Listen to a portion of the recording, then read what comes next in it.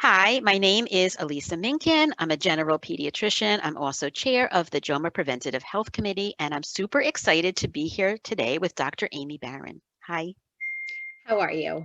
Good. Thank you for coming here and doing this with me. Dr. Barron is the founder and executive director of I Was Supposed to Have a Baby, a nonprofit organization that utilizes social media to support Jewish individuals and families as they are struggling to have a child. It provides a warm and nurturing space for those going through infertility, pregnancy loss, infant loss, surrogacy, or adoption, in addition to connecting those families to resources in the Jewish community at large. Dr. Barron was formerly the director of innovation and growth at Nakama Comfort and has also worked as an attending pediatrician in the newborn nursery and neonatal intensive care unit at St. Luke's Roosevelt Hospital before taking a leave of absence after her third miscarriage. She lives in New York with her husband and 5 children. So I thank you so much for doing this with me today. And I want to start with your story. Before I start, are you working as a pediatrician now, or is this what you do professionally?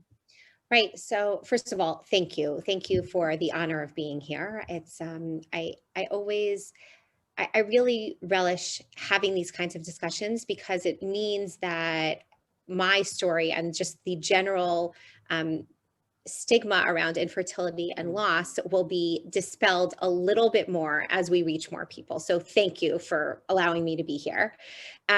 Secondly, no. So the answer is I left pediatrics when I was in the midst of my, um, I had a number of miscarriages, which we'll get into in a second. And I left pediatrics because frankly, even at that point when I had 3 children at home, I couldn't keep taking care of other people's babies. It was just too hard. And Mm-hmm. that was 10 years ago at this point, 10, 9, 10, 11, something like that, years ago at this point. And I intended to go back to pediatrics, but I did not. And that's kind of the story about how I started working in this space, which we'll get to. But the short answer to your question is no.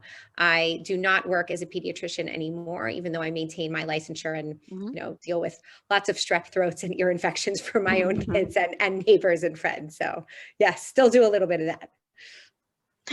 So, what is your story? Let's go and find out what your story is, because that's a great way to start, because that's really, you're behind this. This is what you do. Right. So thank you. Yeah, look, I went to medical school. I was the person who always knew that I wanted to be a doctor. Hmm. From the time that I was very little, actually, I think at one point I wanted to be either an actress or a doctor. And I think this was just a little bit more of a stable profession.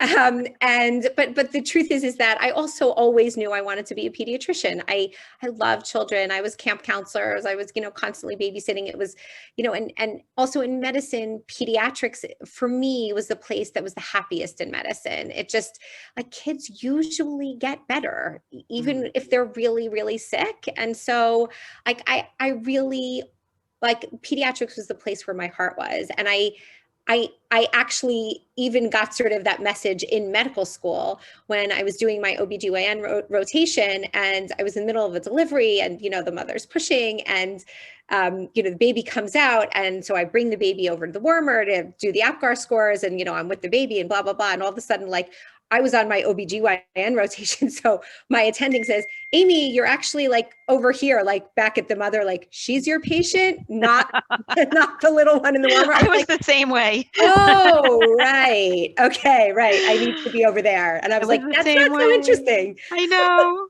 Ooh, I don't said, say right, that. right. You as a pediatrician also, like I'm sure we all had these moments in our OBGYN rotation. Absolutely. So anyway, so I went into I started residency, finally met the person that I was going to marry, my husband, and we got married and thankfully got pregnant very quickly and had my daughter within the first year of marriage, still while I was a resident. And at that point, because I was still working 90 hours a week and things were crazy, I, spoke to my Rev and he gave us dispensations that I could go on birth control until I finished my residency and through the time that I took my board, just to kind of like get that over with. And then we would go off birth control and start trying again. So that was another year-ish, something like that. And I went off birth control and just didn't get pregnant. and didn't get pregnant and didn't get pregnant. And finally, like, we're like, okay, something clearly is off. We saw a reproductive endocrinologist who tested both my husband and myself, and it was just unexplained. There was nothing they could find that was wrong with me. There was nothing that they could find in terms of his sperm. So they're like, okay, why don't we just do, Clomid and IUI, which we did first time, and I get pregnant. We're like, oh, great. Like, that was easy. Like, no big deal. That was easy. Can I interrupt your And story for 1 minute? sure, Just sure. because I think people listening, I want to clarify. In your particular situation, you were on birth control. But Yep. this, what we're calling secondary infertility, in other words, Yep. struggling to have a baby after successfully, having one, can happen without any prior change. Correct. So I just want to make that clear so someone thinks, okay, well, this happened to you because you used birth control. No, definitely not. Look, we do know that really about 6 months after you use birth control, it can really like mess up your cycles. And it does have an effect in terms of, when you're actually ovulating and so on and so forth. But I was quote infertile, meaning I wasn't getting pregnant for well beyond that 6 month period. I think it was about a year that we were trying before we ended up going for testing. So I'll go back and even say, you may have discussed this on some of your other podcasts, the cutoff is basically if you're under 35, the recommendations are that you should be trying for a year before you start to seek intervention. In terms of going to a reproductive endocrinologist. If you're between 35 and 40, you should try for 6 months before you reach out to a reproductive endocrinologist. And if you're over 40, the recommendations are that you should try for 3 months. And if you don't get pregnant, then you should see a specialist. So for me, because I was 29 at that point, You're so young. I was under the 35 age limit. So for that period, we tried for a year. Yes, of course, like the first 6 months was sort of coming off birth control, but a year was a year. And we made the decision to start looking for explanations as to why I wasn't getting pregnant. Right. I'm not done with thinking about this birth control part. I want to dig a little deeper to what do we know about unexplained infertility after birth control versus, say, someone who wasn't using it. I'm just curious. It's a good question. I'm not really sure that I know the answer to that, frankly. I'm not sure, look, there are, the statistics are, between 1 in 6 and 1 in 8 couples that experience infertility. And it's the same, and that infertility statistic is the same, whether it's primary infertility or secondary infertility. I frankly don't know, what that number is, whether if you were on birth control beforehand or if you weren't. I think, look, the general recommendations are to try for a year. And as someone who, living in the Jewish community, living in the Frum community, I'm like, I feel like I had this like biological clock that was ticking. Like everyone around me was having kids. And I was like, I just can't wait any longer. Like, I'm not getting pregnant. It was clear we didn't have problems. I got pregnant within 3 months with my daughter. Like, so what's going on now? Like, it was this medical mystery of like, this doesn't make any sense. Like, why am I not getting pregnant now? And we're like, okay, it's been a year, enough, like time to go. Right. And this happens not infrequently. And again, I just don't want people to get stuck on you had birth control and therefore this happened. That is not true. It happens to a significant percentage. What is the percentage? Do we have numbers? Because it's percentage of, in terms of unexplained secondary infertility. Do we have numbers for that? Because it's not that uncommon. I frankly don't know those numbers, honestly. But I think the point is, it's not that uncommon. It's not uncommon to have miscarriages. It's not uncommon to struggle. And I think in the context of the Frum community, this can totally take over your life. Correct. I'll let you go back to it. Yeah. What I would say in terms of statistics of miscarriage, which we're going to get to in 5 seconds, as I'm going to continue telling my story. The statistics of miscarriage are that, 1 out of every 4 pregnancies, not 1 out of every 4 couples. So that's the difference between the statistics for someone who's infertile versus a miscarriage. For infertility, it's 1 in, let's call it between 1 in 6 and 1 in 8 couples that go through infertility. But for miscarriage, the number 1 in 4 is not couples. it's 1 in 4 pregnancies. Right. So the reality is that in the frum community, when we're all trying to have lots of children, like we generally, our value is to have large families. Mm-hmm. Most people will have had a miscarriage in their fertility years. So look, I'll tell you about mine right now. So I got pregnant very quickly, with this like Clomid IUI. We get to the 8-week ultrasound and there's no heartbeat. There's just nothing. And it ended up, I had a DNC because as a medical person, I didn't want to pass that naturally. I wanted to be able to know what those, the products of conception, I wanted to be able to do testing on that tissue so that I could, in my own mind, reconcile what this pregnancy was. So that if it was a genetic abnormality, that this was a pregnancy that wasn't compatible with life. And I could, while it was still terrible, and obviously sad because it was a pregnancy that we were dreaming about and desperately wanted after these years of infertility, I could at least sort of put it away a little bit in my mind because I knew it was a pregnancy that wasn't compatible with life. But if it came back that it was a healthy pregnancy and my body just wasn't unable to hold it, then that was a whole different ballgame. And we needed to start investigating from a medical perspective, something very different. So I had the DNC and it came back that it was a trisomy. It had 3 copies of certain chromosome, which made it incompatible with life. And that, while obviously still upsetting that it happened, we were able to move on after a period of time emotionally. And then we still, I'm still not getting pregnant. So then I actually moved doctors because I actually had it was a little bit of a traumatic experience after the DNC. I had some medical complications and I just wanted to see a different doctor. And when we started with this new doctor, they recommended that we, instead of using Clomid, they felt they had more control over using the injectable medicines along with the IUI. And so we did that for 1 cycle and I did not get pregnant. And which was devastating because the other time, like Clomid IUI just worked. Like, why wouldn't this work? This is supposedly better. And we couldn't try the next cycle because one of the side effects of these medications is that sometimes you end up with an ovarian cyst, which means that you can't then re-stimulate your ovary the next cycle because then that cyst can become dangerous. And so we decided that cycle to do a natural cycle, just, being intimate or having sex with my husband, along with IUIs through the clinic. And that cycle, I got pregnant with my son. So we don't know whether it was the IUI or whether it was just, natural, quote unquote. But he came 9 months later. And from that point on in my story, infertility was not part of it anymore. However, the unexplained infertility came, it just left. And so thinking that I live in the modern Orthodox community, our community, generally speaking, we don't have 12, 14, 16 kids. We usually have, our families look like somewhere between 3 and 6 kids.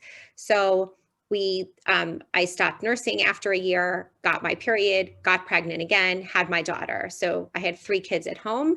And then again, tried again because thinking, have 3 kids, thank goodness, let's try again for our next child.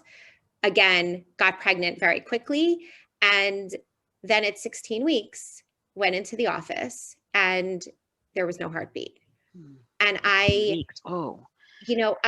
that point, for me, my line in the sand of when I got nervous was at 8 weeks because my second pregnancy only lasted to 8 weeks because there was never a heartbeat. And so what the doctors, and I'm in the medical profession, what everyone always said is, once you have a heartbeat, everything is fine. Just make it past that 8-week mark. You have a heartbeat, everything is good. And so with each of these pregnancies, with my son, with my daughter, and then with this 16-week loss, I had already made it past 8 weeks. So the fact that I walked into an appointment and, it's before you feel any fetal movement. So I had no sense of the fact that this pregnancy was not a good one. I wasn't bleeding. I wasn't cramping. There was nothing. I just walked in and I had no heartbeat. Mm. So look, I mean, I don't have to tell you about the devastation. We can talk about that afterwards, but I just want to continue with the story first. There was no medical explanation for that pregnancy. I had a D&E, which is a procedure to take the baby out, and the baby was tested, and the baby was perfect genetically. And I had no medical problems. And so it was just kind of like chalked up to like, you know, this is a fluke. It happens. Like my OB said, just try again. And like, I'm sure everything is fine. You have 3 kids at home. Everything will be fine. And so again, because getting pregnant, not my problem anymore. You know, we waited a few months, tried again, got pregnant. And again, at this time, 17 weeks, the pregnancy was not good. And there was no heartbeat. And again, no indication, no bleeding, no cramping. And again, a perfect, genetically perfect baby. And this exact scenario happened 2 more times in the span of about 2.5, 3 years. And so I lost 4 genetically perfect babies, 2 boys and 2 girls. And there was not a single medical professional in the United States who could tell me why I was losing these pregnancies. It was wild. It was always at either 16 or 17 weeks. And I mean, it was like this hole that just kept getting blacker and blacker and blacker and blacker. And I was just a mess. We'll come back to this, but I just sort of want to give you the end, as I keep saying. You know, after this 4th loss, well, you also know from the beginning of our discussion here today, after the 2nd loss, I stopped working as a pediatrician because I just couldn't take care of other people's babies anymore. Again, even though I had 3 children at home. But we were in the midst of this, like trying to have another child, and it just kept happening.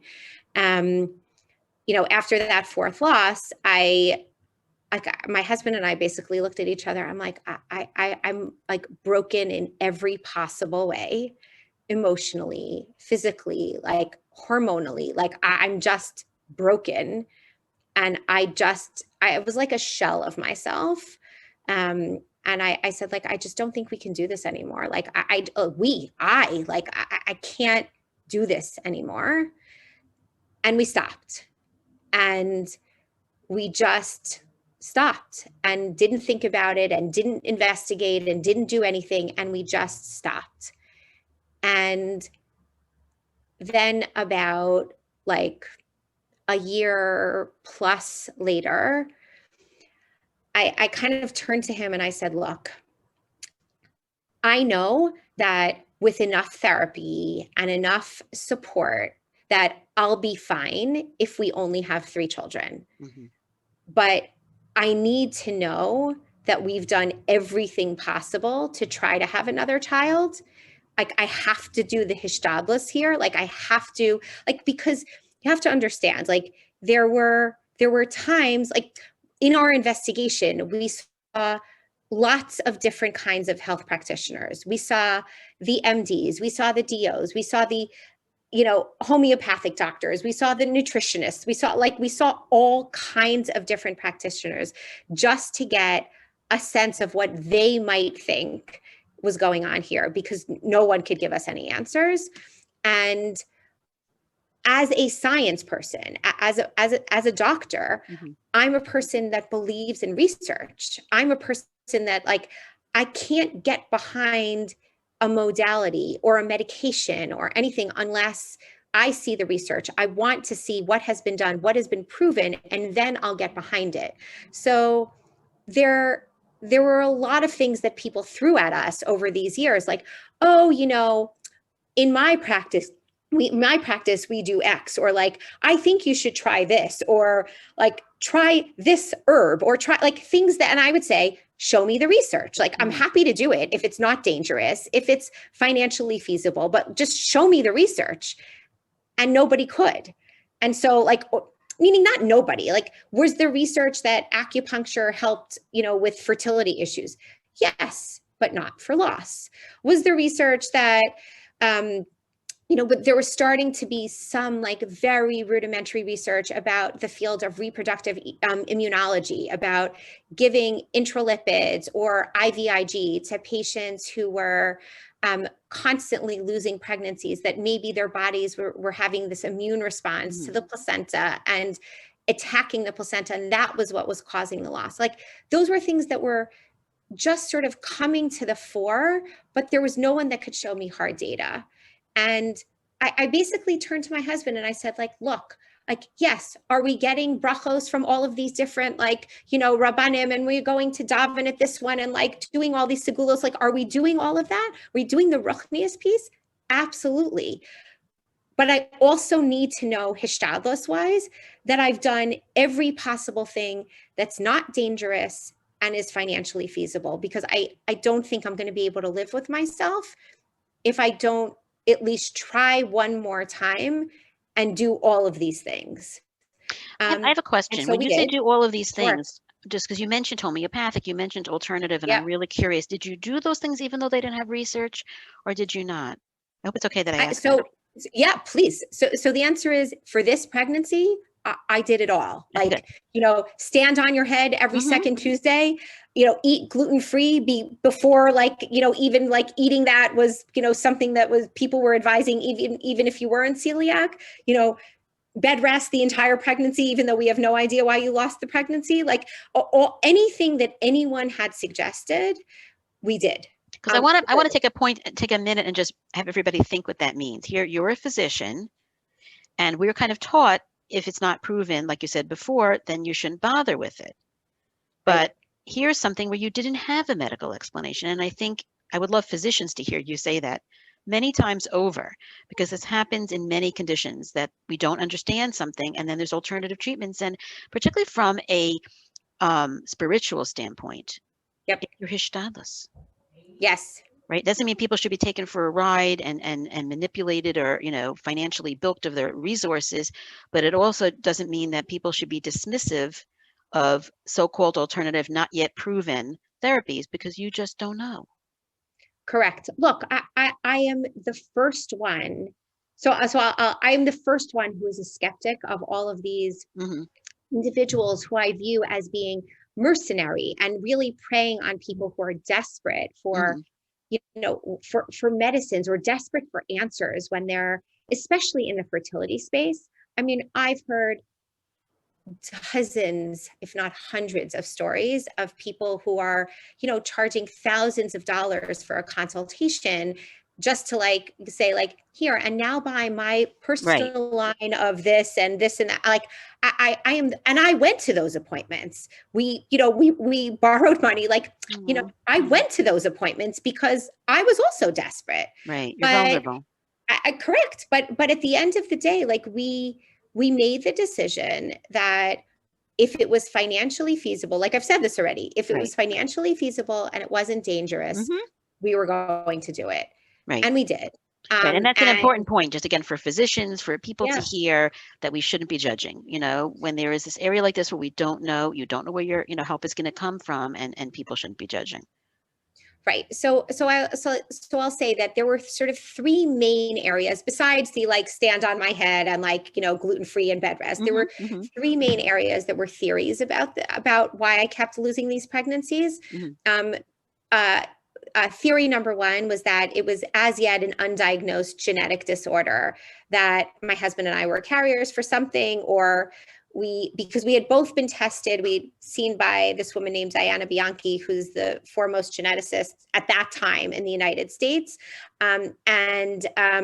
She had tested us for every known disease that was testable at that time. And my husband and I were carriers for none of those.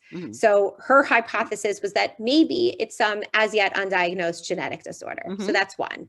Two was that maybe there was a hematologist who had done a lot of work in his training with women who had lots of losses, who found that even if they did not have a thrombophilia, meaning a propensity to clotting, that giving those women blood thinners would have a better outcome for those pregnancies. And that was sort of in the infancy stages then. And like we're now talking about 8 years ago, between 8 and 9 years ago. And it was starting to, those medications like Lovenox were starting to be used in Israel, but they really weren't used mainstream in the United States yet at that time. So he put me on blood thinners and therapeutic doses of blood thinners, not just like take 40 milligrams and like call it a day. He put me on therapeutic doses of Lovenox. And then there was a hematologist who I also saw, a rheumatologist, excuse me, who I also saw, who had my placentas from these pregnancies sent to a loss specialist who found these cells called trophoblast cells that were similar to cells that they found in placentas of patients who had lupus. And his hypothesis was that I was losing these pregnancies because my body was attacking it, just like in lupus patients. And his recommendation was that I have monthly intravenous immunoglobulin infusions, IVIG. So, which was all totally unproven. Like there was no data. There was like, I had no diagnosis. I had no nothing. So again, like getting pregnant, not my problem anymore. At this point, I'm a little bit older. We get pregnant. I get to the first ultrasound. There are 2 heartbeats, and thinking like I dropped 2 eggs. And honestly, it didn't really matter because I was convinced that those babies were going to die just like all of my others. Like, why was this going to be any different? And I have twins who are 7 and they're delicious and healthy. And I'm like crying. And they're miracles. They're my miracles. Like we have no idea why that pregnancy worked and why all of the others didn't. It could have been any of the things you did. And yet they're here. It could have been any of the things you did. Correct. Who cares? Or nothing. Who cares? Or nothing, right? Right. Wow. So look,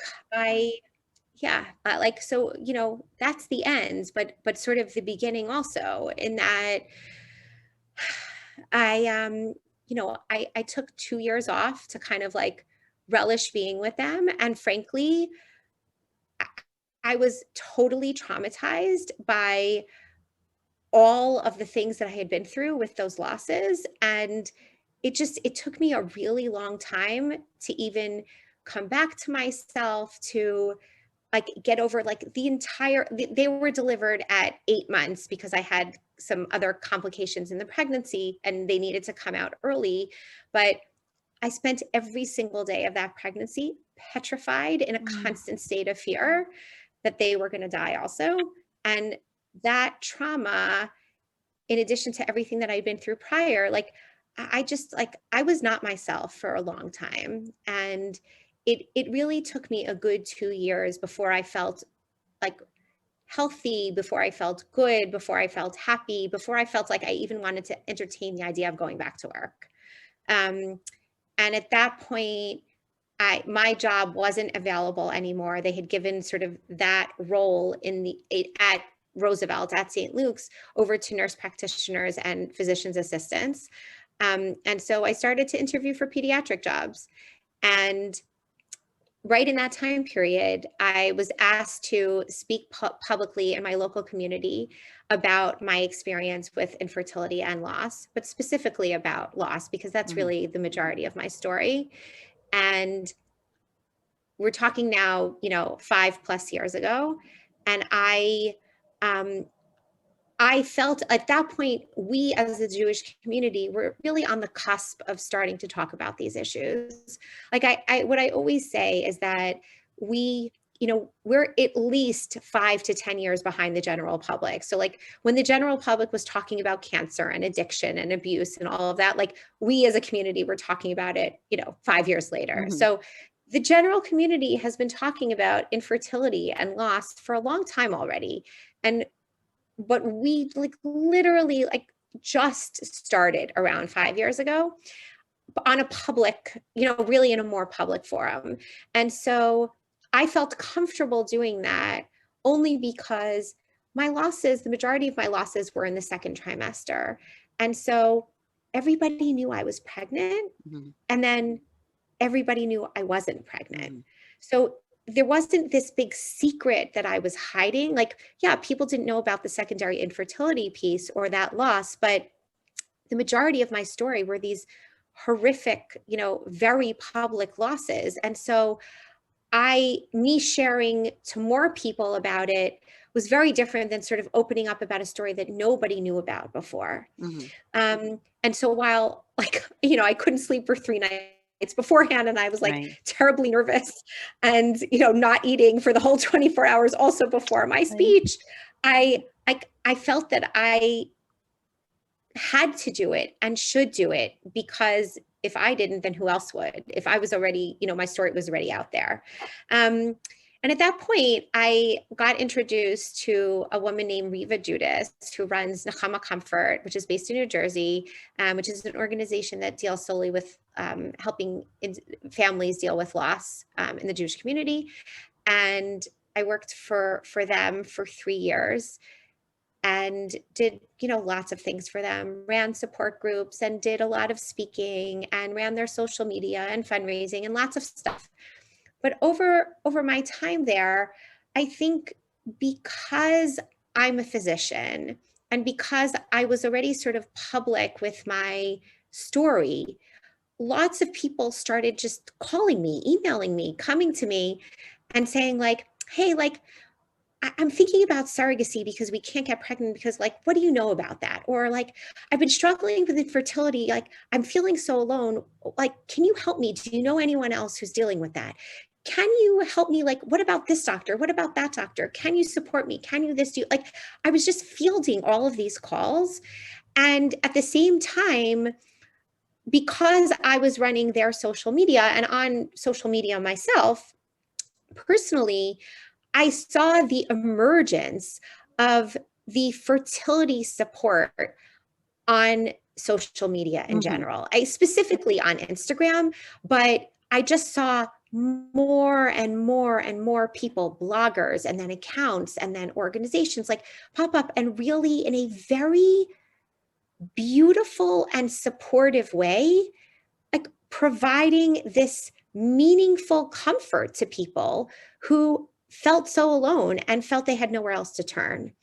And what I also saw was that all of the Jewish fertility organizations, while doing incredible work on the ground, they all do, whether it's fertility or loss or deal with the medical piece or the financial piece, whatever they're doing, they're all doing incredible work, but they were all providing it locally or even internationally, but they were doing it sort of in a brick and mortar type of way.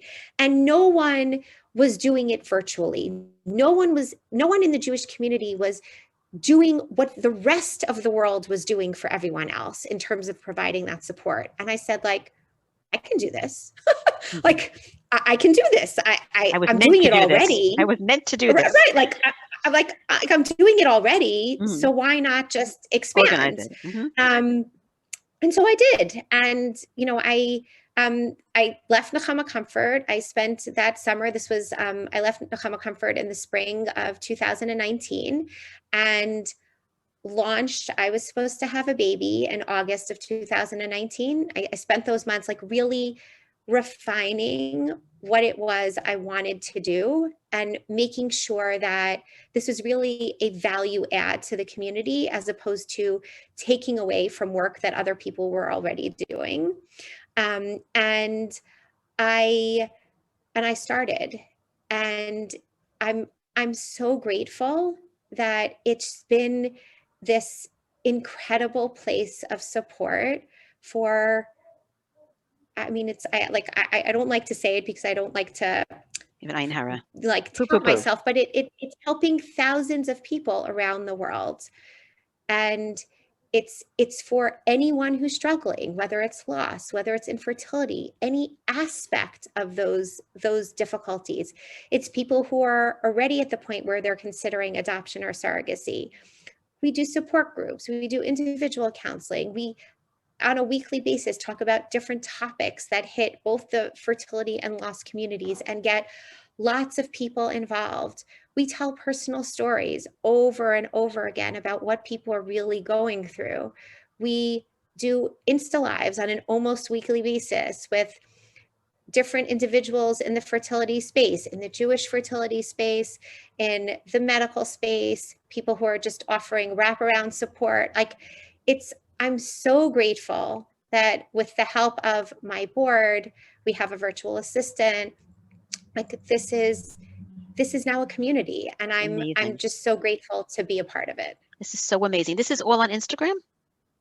It's all on Instagram. It's, Instagram, it was by design, always intended to be a virtual platform so that people could access it wherever they were, whenever they were, standing online at Costco, 3 o'clock in the morning in their bed while they're crying. Before the pandemic, this was always intended to be a virtual platform. And Instagram was chosen specifically because the demographic of Instagram is the 20 to 40-year-old. And those are the individuals who are trying to have children. So Facebook wasn't appropriate because those are the older individuals. Twitter it's just not enough. There's not enough there. I can't do enough with the limitations on the content to really do what I wanted to do on Twitter and some of these other platforms. So yes, we do have a website, but the website really talks about the services and leads you to go to Instagram. So how does therapy, you said you do individual and group counseling. How does that work on Instagram? Right. So again, I'm a doctor, but I'm not a therapist and I'm not your doctor. So we've crafted, I say therapy, but really what my lawyers say, it's not supposed to be called therapy. Support group. It's called peer-to-peer individualized or group counseling, support, not counseling, support. Correct. Support group. So, which is very therapeutic for many people. Correct. So they're group support. We offer 3 monthly groups. One is for anyone struggling with infertility, whether it's primary or secondary infertility. Our second group is the loss group, miscarriage, stillbirth, or even early infant loss.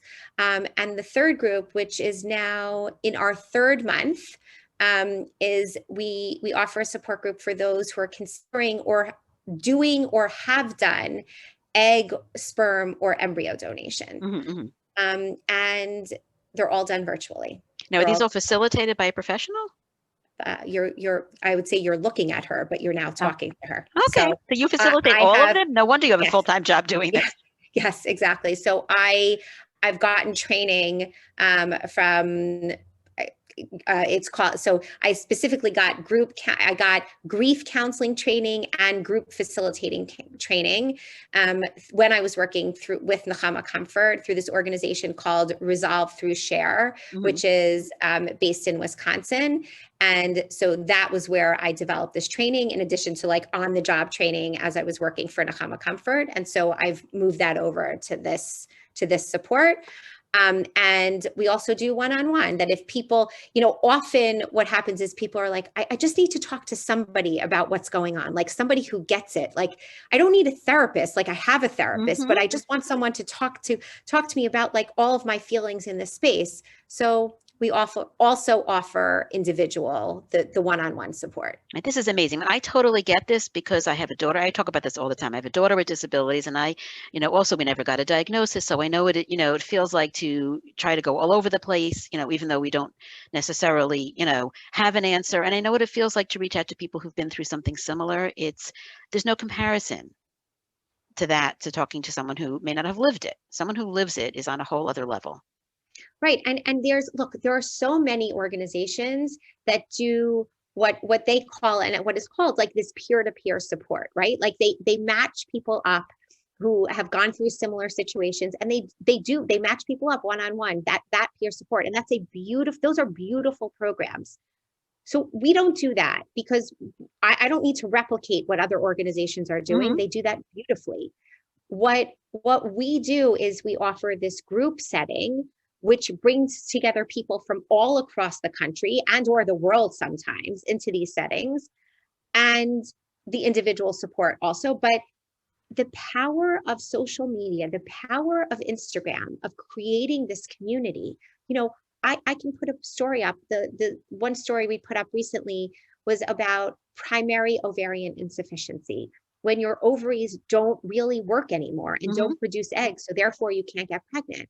And the heartbreaking story was actually from a woman who is an OBGYN, and she takes care of all of these patients, and yet she herself cannot have, and she actually has 2 children, and they were a struggle to even get these kids. And she talks about how she feels this push and pull, like she loves her career, but she's over and over again, like she's like miscarrying in her office, and she's like not able to get pregnant, and she's not able to be in the place where she's watching and supporting all of her patients. And the outpouring of love and support and just like warmth for this woman, this anonymous woman who obviously, she didn't want to out herself. And we absolutely allow for that here. People can be anonymous or they cannot be anonymous, depending on what they're comfortable with. She didn't want to out herself because she didn't want to make her patients feel uncomfortable, right? And she also didn't want to make her